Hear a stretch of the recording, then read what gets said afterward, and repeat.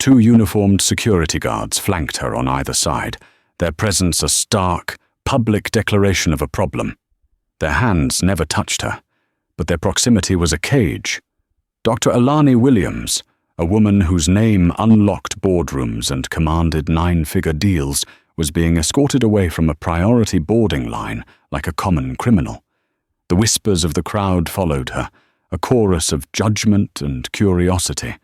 They saw a black woman being removed. They saw a disruption. What they didn't see was the titan of industry they had just alienated. And they had no idea that this quiet, humiliating walk would, in less than 12 hours, trigger a corporate earthquake that would cost their beloved airline over $250 million. The air in Terminal 4 of JFK International was a familiar cocktail of stale coffee, jet fuel, and human anxiety. Dr. Alani Williams, CEO of Nexus Innovations, barely noticed it. For her, airports were not places of adventure or escape. They were sterile conduits, non-spaces that connected one battlefield to the next. Dressed in a sharply tailored navy blue pantsuit, she stood with the quiet poise of a woman accustomed to command. Her leather briefcase, containing proposals worth more than the small aircraft parked outside, was held loosely in one hand. Her other hand scrolled through market projections on her phone, her mind already 3 steps ahead, strategizing for the 9 a.m. meeting in London that would finalize the largest infrastructure deal in her company's history. Her flight, Zenith Airlines Flight 101, was a crucial artery in this plan. Nexus Innovations had a burgeoning corporate travel account with Zenith, one that was on the verge of becoming exclusive. The deal, codenamed Project Atlas, was worth an estimated $250 million over 5 years, a colossal contract that would make Nexus Zenith's single largest corporate partner. Alani herself had been personally wooed by Zenith's CEO, Robert Davies, a man who prided himself on understanding the human touch in business. He had assured her that Zenith wasn't just an airline, it was a partner in progress, dedicated to seamless, premium service. Alani believed in data, not slogans. The data showed Zenith had a 92% on-time record and a fleet of modern, business-friendly aircraft. The human element, however, remained an unquantifiable variable. A tinny announcement crackled through the speakers, signaling the start of the boarding process. We are now pleased to invite our Zenith Sky First passengers, our Platinum Elite members, and any passengers requiring special assistance to begin boarding through Gate B12. That was her cue. Alani slipped her phone into her pocket and walked toward the designated priority lane, her boarding pass, clearly marked Sky First, in hand. The line was short, a handful of men in suits, their faces illuminated by the glow of their own phones. She took her place behind a man in a rumpled grey suit who was loudly complaining to a colleague about his hotel. She stood patiently, a silent, composed figure amidst the terminal's low-grade chaos.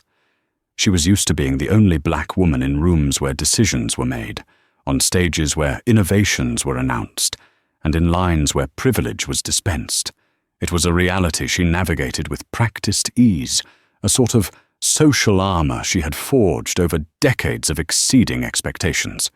She had learned that her presence alone could be a quiet disruption. Today, she had no desire to disrupt. She just wanted to get on the plane, review her notes, and sleep for a few hours before landing. The line began to move.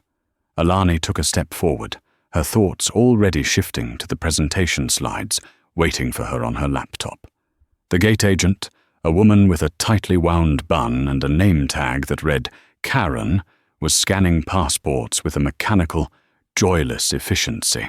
The air of bored authority hung around her like cheap perfume. As Alani reached the front, the man directly ahead of her, a portly individual in a garish golf shirt who had just cut in front of the grey-suited man, was having his pass scanned. He let out a brash, booming laugh at something his friend said. Let's call him Chad Covington." He turned, his gaze sweeping past Alani as if she were part of the stanchion, and clapped his friend on the back. "See you at the top, buddy," he bellowed, before swaggering down the jet bridge. It was Alani's turn. She stepped forward and presented her phone, the QR code for her boarding pass glowing on the screen. Karen, the gate agent, didn't even look at it. Her eyes flickered from Alani's face to her well-made but simple carry-on bag, and then back to her face. A tiny, almost imperceptible frown line appeared between her brows. "This is the Sky First priority line," Karen stated, her voice flat and devoid of any warmth.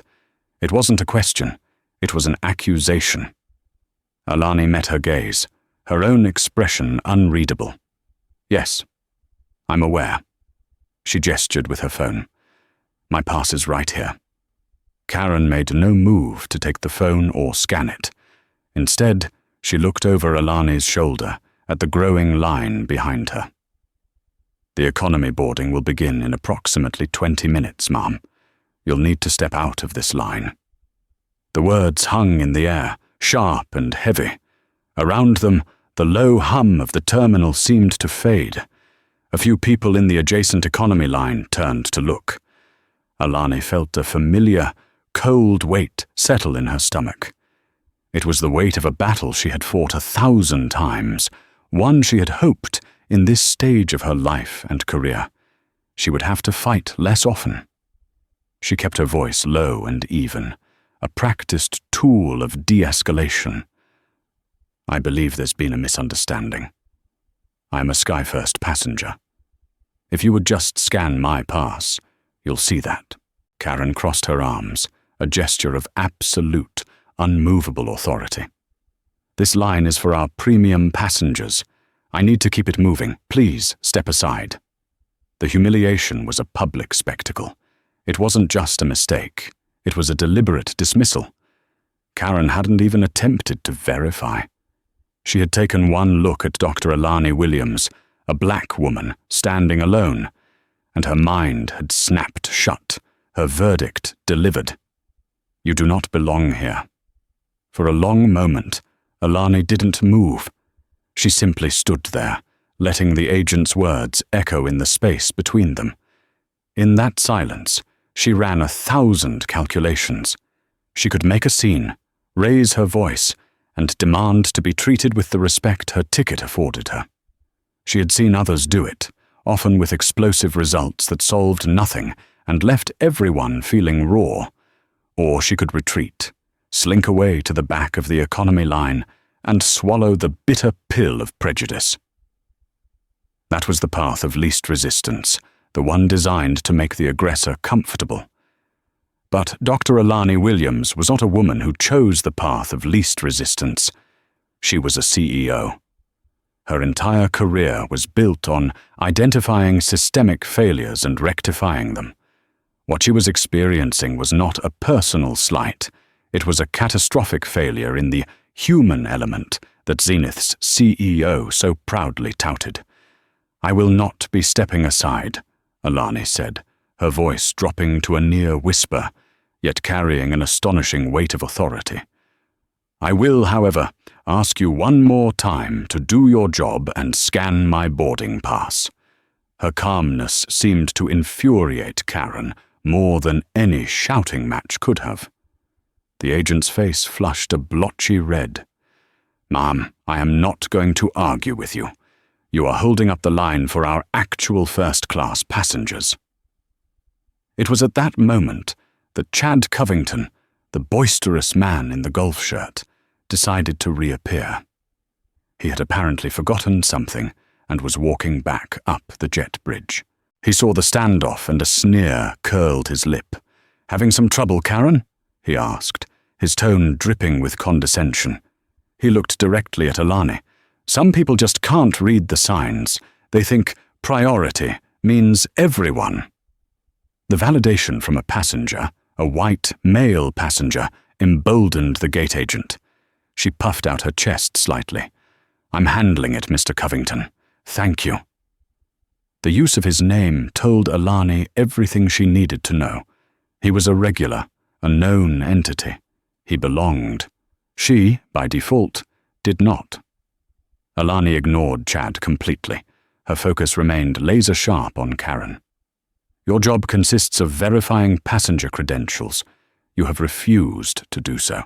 You have made an assumption based on my appearance, and now you are doubling down on that assumption. Let me be very clear. You are making a grave mistake. The word mistake seemed to flip a switch in Karen's brain. It was a challenge to her authority, to her perfect, orderly world of rules and regulations. A mistake? She scoffed. The only mistake here is you thinking you can just waltz into a line where you don't belong. I deal with people like you all the time. People like me, Alani repeated, the two words hanging in the air, cold and sharp as glass. The implication was undeniable. The subtext was now text. The line behind her was growing restless. Murmurs rippled through the crowd. Some looked uncomfortable, others impatient. No one stepped in. No one defended her.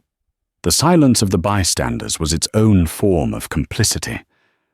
"I've had enough of this," Karen snapped. She reached for the phone on her desk. "You've been asked to leave the line politely. Since you've refused, I'm calling my supervisor. We'll have you removed." "Please do," Alani replied, her voice an unnerving calm in the eye of the brewing storm. "I would very much like to speak with your supervisor." She took a deliberate step to the side, not out of the line, but adjacent to the desk, a clear signal that she was not leaving. She was now an obstruction, a fixed point of conflict. Chad Covington smirked, folded his arms, and leaned against the wall to watch the show. He was enjoying this. Alani pulled out her own phone. With a few swift taps, she opened a new email. The recipient was David Chen, her executive assistant. The subject line was a single word: incident. In the body, she typed a short, precise message. Zenith Airlines, Gate B12, JFK, Flight 101, Gate Agent Karen, refusing boarding, escalating to supervisor. Begin documenting. Record this. She discreetly angled her phone, pressing record on the video camera and letting it capture the scene from her perspective. It wasn't for social media. It was for the official record. Nexus Innovations did not make decisions based on emotion. They made them based on data and evidence. And Alani was meticulously gathering both. A man in a slightly better-fitting suit, his tie loosened, arrived a few minutes later. His name tag read, Marcus Thorne, Duty Manager. He had the weary, plastic smile of someone whose entire job was to put out fires. "What seems to be the problem here?" he asked, directing his question to Karen, pointedly ignoring Alani. "This woman," Karen began, her voice quivering with righteous indignation, "refused to leave the priority line. She doesn't have a first-class ticket, and she's causing a major disturbance. Mr. Covington here saw the whole thing." Marcus glanced at Chad, who gave a solemn, important nod. She was being very disruptive, total refusal to follow basic instructions. Marcus turned his placating smile on Alani. It was a smile that didn't reach his eyes. "Mum, I understand there may be some confusion, but we need to get our Sky First passengers on board. If you'll just come with me, we can sort out your ticket at the main desk." He was treating her like a lost child, a confused simpleton. The condescension was somehow even more insulting than Karen's outright hostility. "There is no confusion," Alani stated, holding up her phone. "My ticket is here. Your agent has refused to scan it. Your other passenger has verbally harassed me. And now you are asking me to leave without even attempting to verify the facts. Is this the standard protocol for Zenith Airlines customer service?" Her use of corporate jargon, standard protocol, was deliberate. It was the language of process and liability, a language he understood. For the first time, A flicker of uncertainty crossed his face. He finally looked at her phone. "Let me see that," he said, his tone still patronizing. Alani held it out. Marcus took it, squinted at the screen, and scanned the QR code with the handheld device on the desk. A cheerful, affirmative beep echoed through the tense silence. The screen on the device flashed green. "Passenger. Williams Alani. Seat 2A. Class. Sky first." Silence. A thick, suffocating silence. Karen's face went pale. Chad Covington's smirk vanished, replaced by a look of disbelief. Marcus Thorne stared at the screen, then at Alani, then back at the screen. The entire narrative they had constructed of an unruly, out-of-place woman had just been vaporized by a single electronic beep. For a full 10 seconds, nobody spoke. The green light from the scanner seemed to mock the entire situation. Marcus Thorne was the first to recover, though his professional veneer was severely cracked. He cleared his throat and handed the phone back to Alani, his movement suddenly stiff and awkward. "Well," he began, forcing another smile that looked more like a grimace. "It seems there's been a small misunderstanding. My apologies. You can go ahead and board, Dr. Williams." He had read her name on the screen. The honorific doctor was now part of the equation, and it clearly made him uncomfortable. But the apology was weak, a flimsy paper napkin offered to clean up a gallon of spilled oil. It was directed at the situation, not at her. Alani did not take her phone. She looked from Marcus to Karen, whose face was now a mask of horror as the full weight of her mistake began to dawn on her. "A small misunderstanding," Alani repeated, her voice dangerously quiet. "Your agent publicly accused me of lying. She refused to perform the most basic function of her job. She profiled me in front of a crowd of people.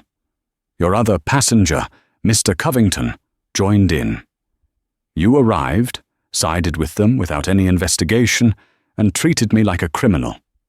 You don't get to call that a small misunderstanding and wave me onto the plane as if nothing happened."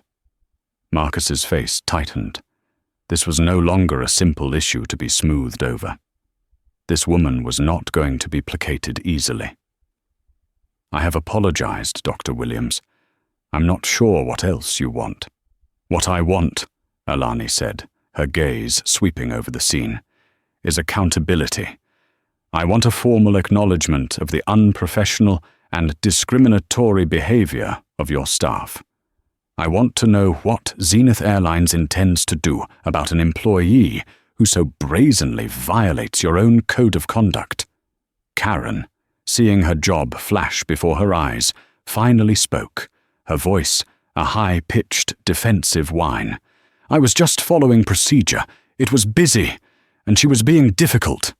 "Difficult?" Alani's voice cut through the air like a razor.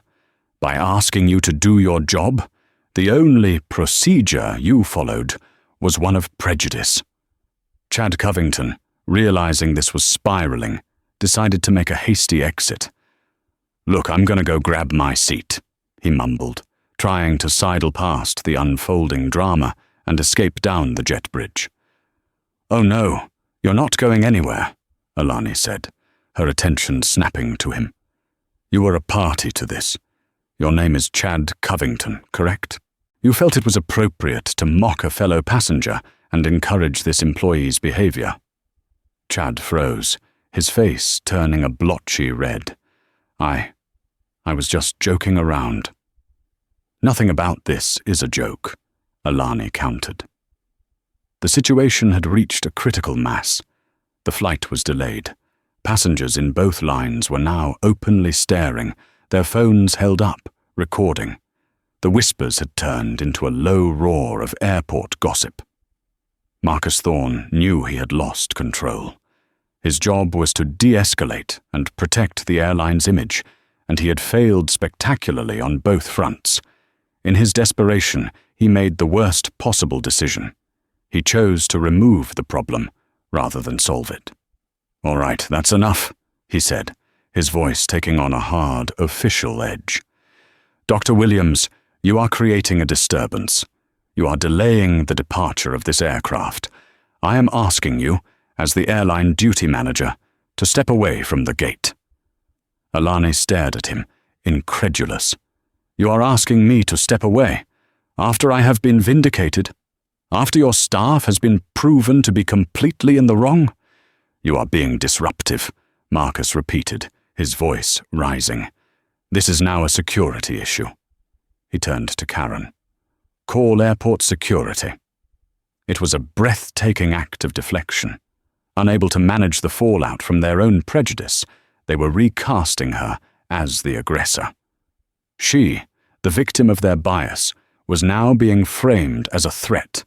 The injustice of it was so profound, so utterly absurd, that Alani felt a moment of pure, crystalline rage.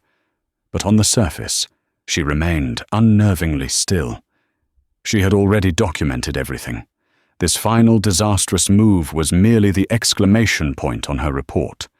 2 airport security officers arrived within minutes. They were professional and impassive, their faces revealing nothing. Marcus spoke to them in low, urgent tones, pointing at Alani. He used words like belligerent, non-compliant, and security risk. The senior officer approached her. "Ma'am, we've had a complaint.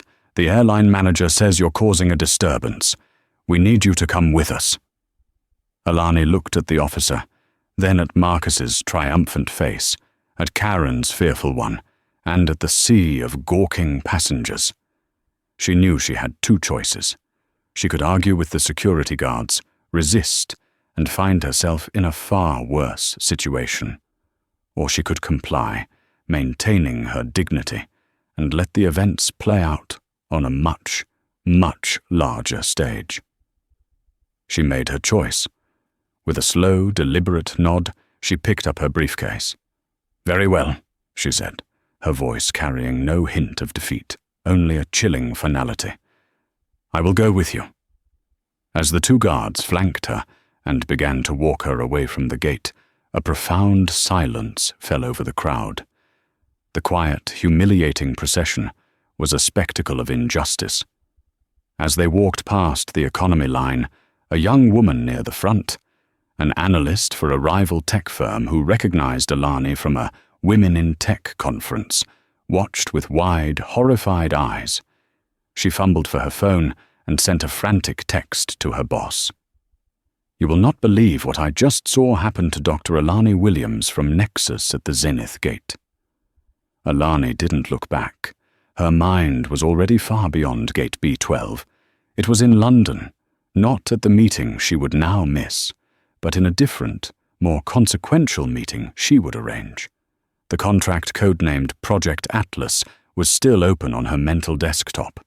With a single, silent click, she dragged it to the trash. Zenith Airlines hadn't just lost a first-class passenger. They had lost the deal of a lifetime, and they didn't even know it yet. The security office was a small, windowless room, painted a depressing shade of beige. It smelled faintly of floor wax and regret. The officers had been polite, running her name, finding nothing, and confirming with Marcus that he simply wanted her removed from the gate area. He had rebooked her on the next flight to London, 8 hours later, a petty and punitive gesture meant to be the final word in the matter. For him, the problem was solved. Alani sat calmly, refusing their offer of a lukewarm coffee. She thanked the officers for their professionalism and asked for a quiet place to make some business calls. Intimidated by her composure and the obvious quality of her attire, they showed her to a small, unused office. The moment the door closed, the CEO of Nexus Innovations went to work. Her first call was not to her lawyers or her board, it was to David Chen, her executive assistant, a man whose efficiency was legendary within the company. "David," she said, her voice calm and measured. "Are you in a secure location?" "Always, Dr. Williams," he replied, his voice crisp. "I received your text. I have a full audio recording from the moment you turned your phone on. What are your instructions? Project Atlas is cancelled, effective immediately. I want our legal team, headed by Sarah Jenkins, ready for a 7 a.m. conference call. The recipients on the other end will be Robert Davies, CEO of Zenith Airlines, and his entire executive board. Send them a meeting invitation now. Title it, Urgent Review of Nexus-Zenith Partnership. No other details. There was a half-second of stunned silence on the other end of the line. David knew Project Atlas was Alani's flagship initiative for the quarter.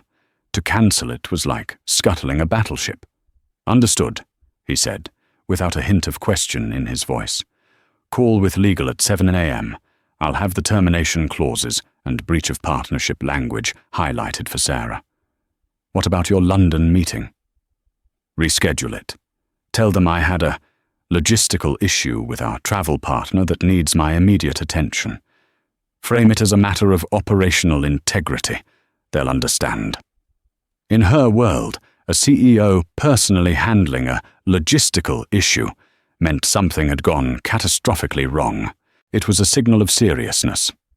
Done, David said. I've also taken the liberty of cross-referencing Zenith's employee database with publicly available social media. The gate agent is Karen Miller. The duty manager is Marcus Thorne. The passenger who interfered is Chad Covington, a regional sales VP for a mid-level software company called Compostate Solutions. Their biggest client is Zenith Airlines. Alani felt a cold knot of satisfaction. It was all connected. Of course it was. Covington wasn't just a random bigot. He was a sycophant, performing for his client. Excellent work, David. Send me the files on all three, and book me a suite at the TWA Hotel. I won't be flying tonight. I'll work from there. Oh, and one more thing. Book my rescheduled flight to London for tomorrow evening. On which airline? David asked.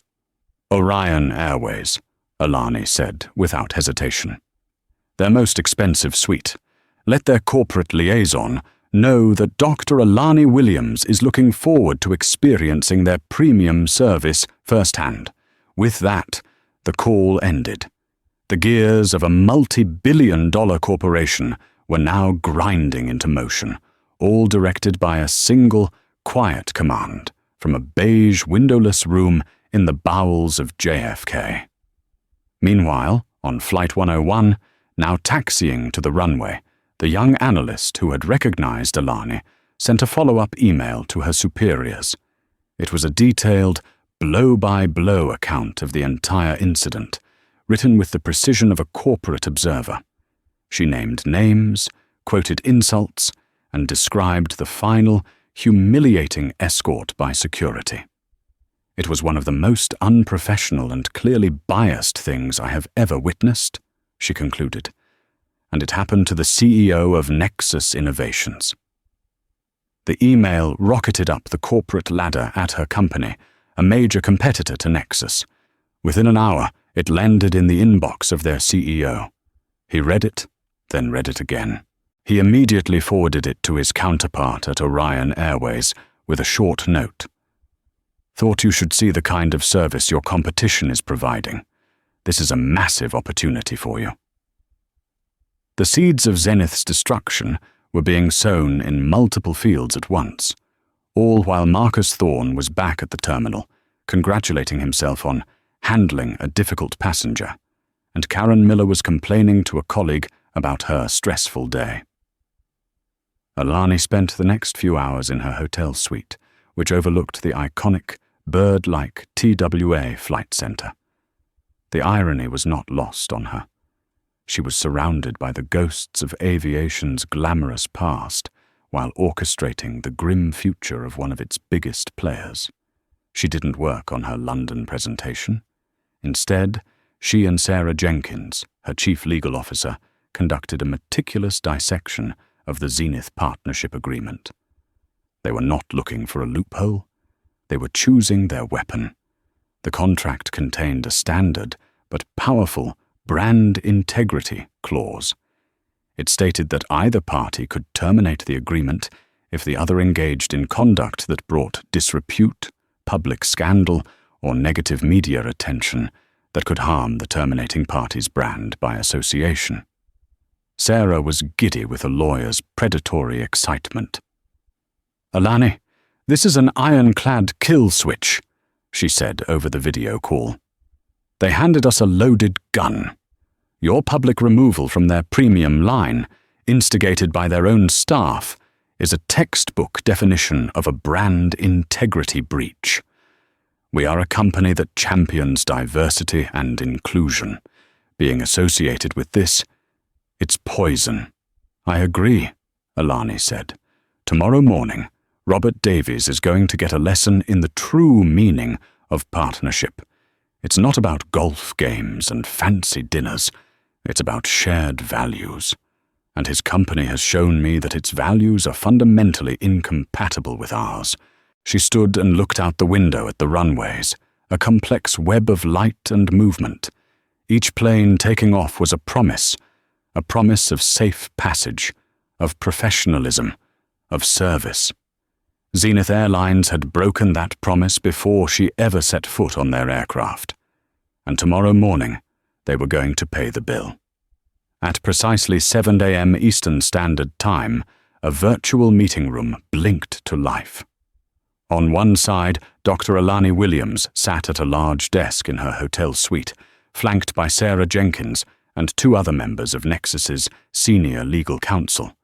They were a portrait of calm, calculated power. On the other side, Robert Davies, the CEO of Zenith Airlines, appeared on screen from his lavish corner office. He was tanned, silver-haired, and exuded the easy charm of a man who hadn't faced a real crisis in a decade.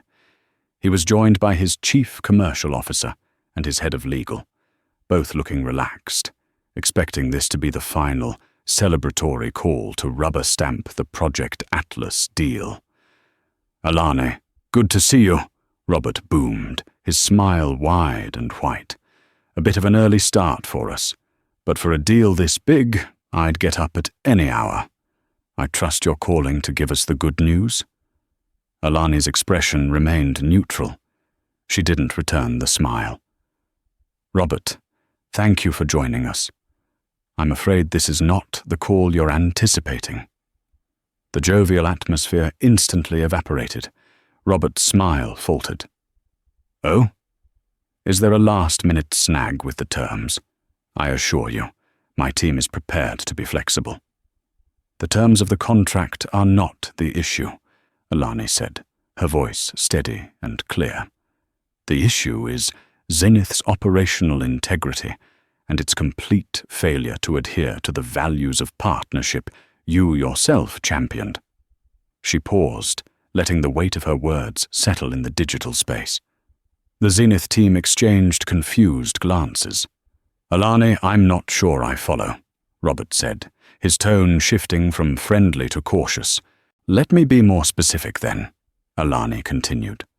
"Last night, I was scheduled to be on Zenith Flight 101 from JFK to London, seated in 2A. I am a Platinum Elite, Sky First ticket holder. When I attempted to board during the priority call, I was publicly denied access by your gate agent, Karen Miller." Robert blinked, a frown forming. This was clearly not what he expected. He was thinking this was a minor customer service complaint. "She refused to scan my boarding pass," Alani went on, her voice a low, clinical recitation of the facts. "She accused me of being in the wrong line and told me to wait for economy boarding. She did this based on nothing more than her own visual assessment. When I insisted she do her job, she was supported by another passenger, a Mr. Chad Covington, who I have since learned is a vendor for your airline. Your duty manager, Marcus Thorne, was called. He too refused to verify my ticket initially, sided with his employee, and when the facts were finally revealed, he and his agent chose to escalate the situation." She looked directly into the camera, her gaze unwavering. Robert, at approximately 6:45 p.m., I, the CEO of your prospective largest corporate partner, was escorted away from your gate by airport security, whom your duty manager summoned because I had the audacity to demand accountability for the discriminatory treatment I received. The color drained from Robert Davies's face. His CCO looked like he had been punched in the stomach. The silence was deafening.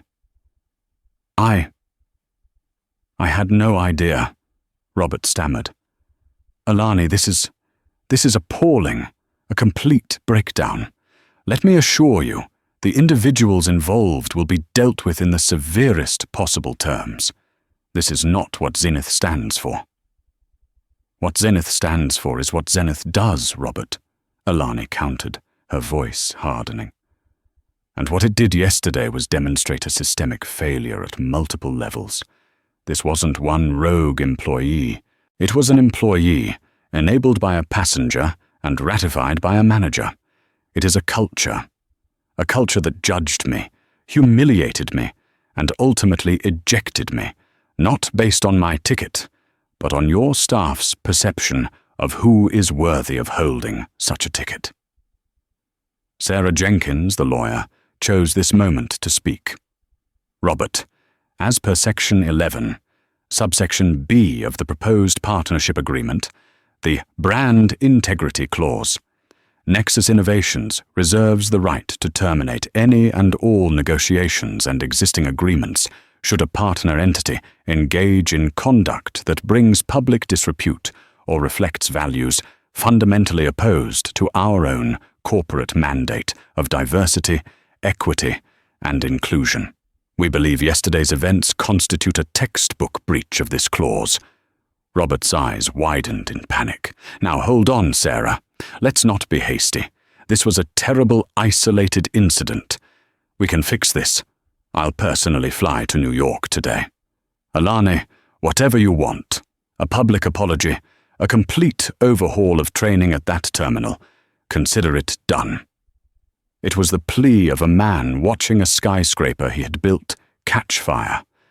But Alani was not the fire department. She was the demolition crew. The time for fixing this was at Gate B12, Robert, Alani said, her voice laced with an icy finality. Your team had multiple opportunities to de-escalate, to listen, to simply do their jobs. They chose, at every turn, to escalate, to presume, and to punish. This is not a negotiation. This is a notification. She took a breath. Effective as of this call, Nexus Innovations is officially withdrawing its letter of intent for Project Atlas. The entire $250 million partnership is terminated. Furthermore, we will be unwinding our existing, smaller travel accounts with Zenith over the next 30 days. Our legal team will be sending the official documentation to yours within the hour. We consider our relationship with Zenith Airlines to be irrevocably broken. The word terminated landed like a bomb. Robert Davies stared, his mouth slightly agape. He looked like he had been physically struck. $250 million. Gone. Not because of fuel prices or union disputes or market downturns, but because of a gate agent named Karen and a manager named Marcus. Alani, please, he whispered, all pretense of the powerful CEO gone. He was just a man begging. Think of our history. Think of the logistics. Don't let the actions of a few ignorant employees destroy all of that. I am thinking of it, Alani replied, her voice softening almost imperceptibly, but not with pity, with the profound disappointment of a leader. I am thinking about the hundreds of Nexus employees, women, people of color, who I would be entrusting to your care. If your staff treats the CEO of your biggest potential partner this way, how would they treat a junior software engineer who looks like me? I cannot, in good conscience, subject my people to that risk. The safety and dignity of my employees is not a logistical problem, Robert. It is my primary responsibility. She stood up, a clear signal the meeting was over. "We are done here. Thank you for your time." And with a single click, her screen went black, leaving Robert Davies and his team staring into the void, the echo of a $250 million failure ringing in their ears. The official termination notice hit the inbox of Zenith's legal department at 7:58 a.m. By 8:30 a.m., the news had ripped through the airline's executive wing like a shockwave. By 9:30 a.m., as the stock market opened, whispers had already begun to leak to financial news outlets.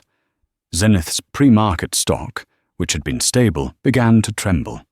But the corporate fallout was just the beginning. The real inferno was being ignited elsewhere.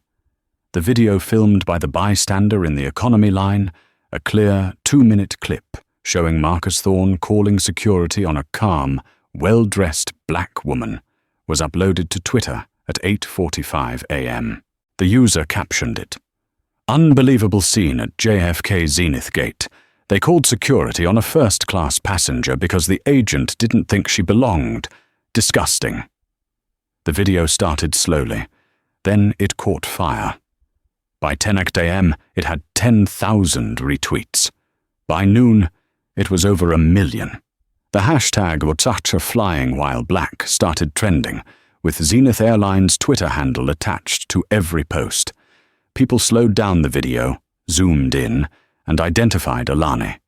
Someone else cross-referenced it with the analyst's leaked story, and soon the full picture emerged. The woman in the video was Dr. Alani Williams, CEO of Nexus Innovations. The story now had a face, a villain, and a hero. The narrative was explosive. Zenith's PR department went into full meltdown. Their social media channels were a tidal wave of fury. Their initial canned response, "We are aware of the incident and are conducting a full investigation," was torn to shreds by the public as weak and insufficient. At 1 p.m., a major news network ran the headline, "Nexus Innovations pulls $250 million deal with Zenith Airlines, citing discriminatory incident involving CEO." The story was now a lead item on every major news network. Zenith's stock, which had been wobbling, went into a nosedive. It plunged 10%, then 15%, then 20%. Billions of dollars in market capitalization were erased in a matter of hours. The small misunderstanding at Gate B12 was now a full-blown, shareholder value-destroying catastrophe. The karma for the individuals involved was swift and brutal. By 2 p.m., Zenith Airlines issued a formal, desperate statement. In it, they announced that both Karen Miller and Marcus Thorne had been terminated, effective immediately, for conduct that violates the deepest values of our company. But it was too little. Too late. The public saw it as a cynical move to stop the bleeding, not a genuine act of contrition. Karen Miller found herself at the center of a national firestorm. Her face was everywhere. She was branded the ultimate airline Karen. Her digital footprint was picked apart, and old, questionable social media posts were unearthed and shared, painting a picture of a woman with a history of prejudice. She became a pariah overnight. Marcus Thorne fared no better. His attempt to protect the company by removing Alani had backfired in the most spectacular way imaginable. He was lambasted as an example of weak management and moral cowardice. His professional reputation was shredded. And then there was Chad Covington. CompuState Solutions, his employer, was inundated with calls and emails. Their connection to Zenith was highlighted, and clients began asking pointed questions about their company culture. Faced with a PR nightmare of their own, CompuState's leadership acted decisively. At 4 p.m., they released a statement announcing that Chad Covington had been suspended without pay, pending an internal investigation into his deplorable behavior, which they stated was in direct opposition to the values of respect and integrity we strive to uphold. His career was, for all intents and purposes, over. While this public execution was unfolding, Alani was on a video call with her entire company. She explained what had happened in her typical, no-nonsense fashion. She didn't dwell on her own humiliation. Instead, she framed it as a business decision, a teachable moment. Nexus cannot partner with any organization that does not treat every single person with dignity, she said, her voice resonating with her thousands of employees. This was not about me. It was about us. It was about the standard we set for ourselves, and the standard we demand from those we do business with. Let this be a message to all of our partners. Our commitment to diversity and inclusion is not just a slogan on a poster. It is a non-negotiable condition of doing business with Nexus Innovations. The message was met with a flood of support. Her employees were not just motivated, they were inspired. They saw a leader who didn't just talk the talk, but who was willing to sacrifice a $250 million deal to walk the walk. Company loyalty, already high, soared to unprecedented levels. That evening, as Zenith's stock continued to plummet in after-hours trading, Alani finally boarded a flight to London. It was an Orion Airways flight. She was met at the gate not by an agent, but by the airline's vice president of North American operations. He personally welcomed her on board, apologized for what she had endured with their competitor, and assured her that her experience with Orion would be different. As she settled into her spacious suite in the sky, sipping champagne and looking out at the clouds, she felt not triumph, but a grim sense of resolution. Hard karma had been delivered. A painful lesson had been taught. The price had been steep, but for Dr. Alani Williams, integrity had never been for sale. 6 months later, the world of corporate travel had a new ghost story, a cautionary tale told in hushed tones in boardrooms and on earnings calls. They called it the Zenith effect.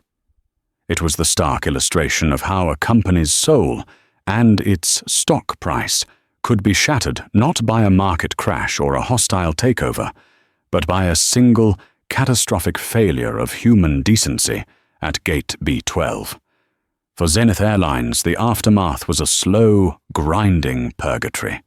The initial 30% plunge in their stock price was only the opening act of a protracted financial bleed. The departure of Robert Davies was a necessary sacrifice, but it did little to staunch the wound. The new CEO, a celebrated turnaround specialist, inherited a brand that was radioactive. Their once prestigious Sky First cabins were now frequently half empty, the seats a glaring reminder of the premium customers they had lost. Business travelers, their choices dictated by corporate travel managers, now wary of any association with the Zenith name, flocked to competitors. The airline that had once prided itself on being the choice of the elite was now the subject of memes, late-night talk show monologues, and scathing op-eds about corporate hypocrisy. Their Recommitment to Inclusion campaign, launched with a budget of $50 million, was a case study in futility. It was too polished, too late. Their commercials, featuring a carefully curated cast of diverse actors smiling in Zenith seats, were parodied mercilessly online. The public saw it not as a genuine change of heart, but as the panicked CPR administered to a dying reputation. Internally, the company was in turmoil.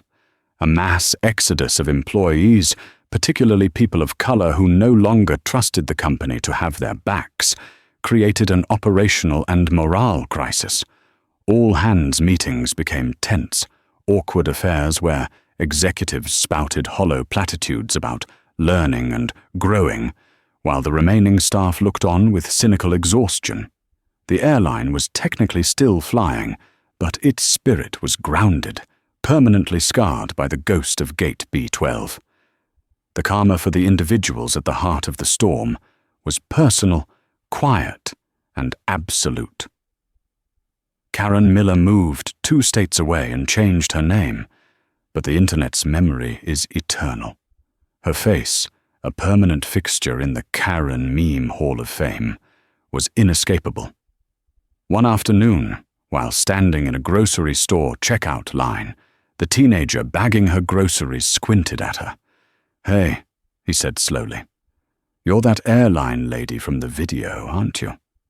The blood drained from Karen's face. The other shoppers turned to look. Whispers rippled through the line.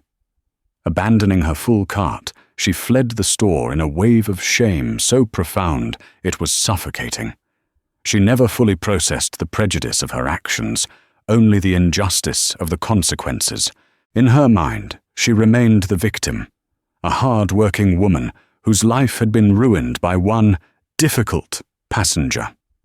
Marcus Thorne, the manager who chose authority over integrity, discovered that the corporate world he served so loyally had no place for him. His attempts to find a new position were met with polite but firm rejections. Recruiters would see his name, and the story would instantly flash in their minds. He wrote a desperate, self-aggrandizing article on LinkedIn titled "5 Principles of De-Escalation I Learned in a Crisis," which was so brutally mocked in the comments that he had to delete his entire profile. He was a man trained to manage systems, but when faced with a simple test of character, he had failed. The system he had dedicated his life to had, in turn, unceremoniously ejected him.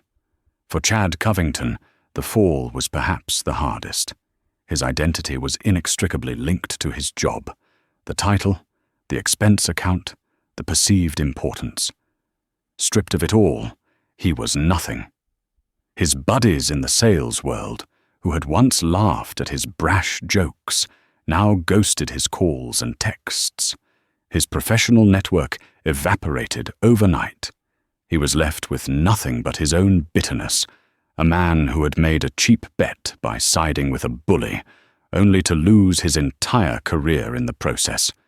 He had gambled on the established order, assuming the powerful man would always win.